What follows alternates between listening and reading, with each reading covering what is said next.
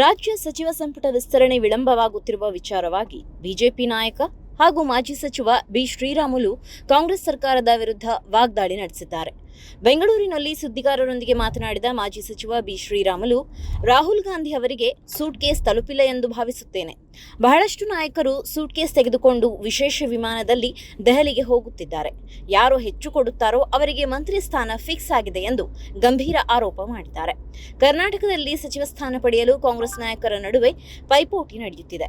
ಹೀಗಾಗಿ ರಾಜ್ಯದ ನಾಯಕರು ವಿಶೇಷ ವಿಮಾನಗಳಲ್ಲಿ ಸೂಟ್ಕೇಸ್ ಹಿಡಿದು ದೆಹಲಿಗೆ ತೆರಳುತ್ತಿದ್ದಾರೆ ಎಂದು ಶ್ರೀರಾಮುಲು ಆರೋಪಿಸಿದ್ದಾರೆ. ಇದೇ ವೇಳೆ ರಾಜ್ಯದ ಬರ ಪರಿಸ್ಥಿತಿ ವಿಚಾರವಾಗಿಯೂ ಸರ್ಕಾರದ ವಿರುದ್ಧ ಶ್ರೀರಾಮುಲು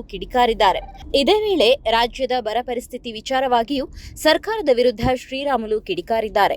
ರಾಜ್ಯದಲ್ಲಿ ಬರ ಪರಿಸ್ಥಿತಿ ಇದ್ದು ರೈತರು ಸಂಕಷ್ಟದಲ್ಲಿದ್ದಾರೆ. ಆದರೆ ಮುಖ್ಯಮಂತ್ರಿ ಬೇಕಾಬಿಟ್ಟಿಯಾಗಿ ಬರ ಅಧ್ಯಯನ ನಡೆಸುತ್ತಿದ್ದಾರೆ ಎಂದು ಟೀಕಿಸಿದ್ದಾರೆ.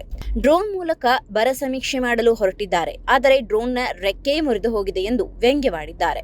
ಇನ್ನು ರಾಜ್ಯ ಸರ್ಕಾರದ ಆಡಳಿತ ವೈಖರಿ ಸಂಪೂರ್ಣ ವಿಫಲವಾಗಿದೆ ಎಂದು ಆರೋಪಿಸಿದ ಶ್ರೀರಾಮುಲು, ವೃದ್ಧಾಪ್ಯ ವೇತನ ಸಿಗದೆ ವೃದ್ಧರು ಪರದಾಡುತ್ತಿದ್ದಾರೆ. ಸರ್ಕಾರ ಇನ್ನಾದರೂ ಎಚ್ಚೆತ್ತುಕೊಂಡು ಜನರ ಸಮಸ್ಯೆಗಳನ್ನು ಬಗೆಹರಿಸಬೇಕು ಎಂದು ಆಗ್ರಹಿಸಿದ್ದಾರೆ.